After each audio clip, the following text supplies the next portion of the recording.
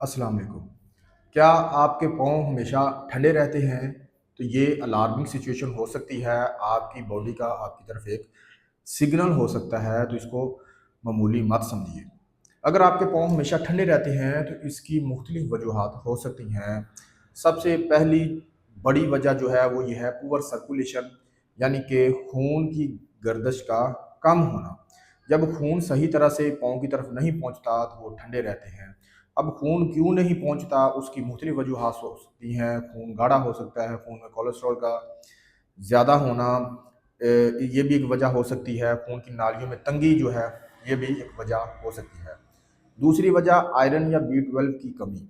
अगर आपके जिस्म में आयरन की कमी है, तो आयरन की कमी की वजह से खून की कमी हो जाती है। जब खून की कमी होती है, HB कम होती है, तो सर्कुलेशन थोड़ी सुस्त हो जाती है, स्लो हो जाती है, तो उसकी वजह से भी पाँव ठंडे रहते हैं।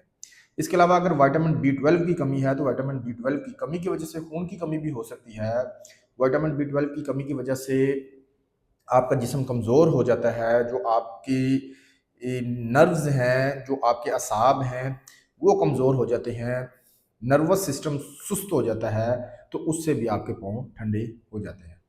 तीसरी वजह है थायराइड का मसला। अगर आपको थायराइड का कोई प्रॉब्लम है, तो उससे आपके हार्मोन्स जो हैं वो डिस्टर्ब होते हैं, तो उसकी वजह से भी फिर आपका मेटाबॉलिज्म सुस्त हो जाता है, जिस्म ठंडा और पाँव ठंडे महसूस होते हैं। चौथी वजह है ज़ियादतीज़, यानी कि शुगर की बीमारी।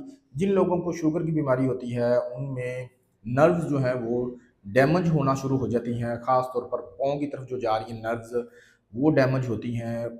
अक्सर उन पेशेंट्स में जिनको शुगर होती है, उनके पाँव सुन्न होते हैं। पाँव की जो उँगलियाँ हैं, वो सुन्न हो जाती हैं और उसकी वजह से पाँव ठंडे और उँगलियाँ ठंडी महसूस होती हैं। पाँचवीं वजह है सिगरेट नोशी। तो सिगरेट नोशी क्या करती है कि ये आपकी खून की नालियों को तंग कर देती है, खून को गाढ़ा करती है, तो इससे भी आपकी जो सर्कुलेशन है वो थोड़ी मुतासर होती है।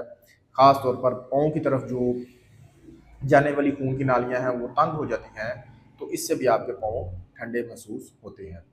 अगर आपके पाँव ठंडे रहते हैं और साथ सुन्न भी हैं, झुनझुनाहट होती रहती है या दर्द भी है, तो इसको इग्नोर ना करें। इस पर फ़ौरन ध्यान दें। अपने डॉक्टर को लाज़मी चेक करवाएँ, अपने ब्लड टेस्ट करवाएँ। अगर आपको विटामिन B12 की कमी है, उसका इलाज करें। आयरन की कमी है, खून की कमी है, उसका इलाज कराएँ। अगर आपका कोलेस्ट्रॉल बढ़ा हुआ है, उसका इलाज कराएँ। अगर आपको शुगर की बीमारी है, तो उसको कंट्रोल करें। इसके अलावा रोज़ाना वॉक करें, मुतवाज़न ग़िज़ा लें, सब्जियाँ, सलाद उनका इस्तेमाल करें, पानी का ज़्यादा इस्तेमाल करें। तो ये चीज़ें आपको इस मसले से काफ़ी हद तक रिलीफ़ दे सकती हैं। मज़ीद इस तरह की वीडियोज़ देखने के लिए मेरे चैनल को सब्सक्राइब करें, साथ में बेल के आइकन को प्रेस करें, ताकि इस तरह की इन्फॉर्मेटिव वीडियोज़ आपको मिलती रहें। आपसे मुलाकात होगी किसी और वीडियो में नए टॉपिक के साथ। अल्लाह हाफ़िज़।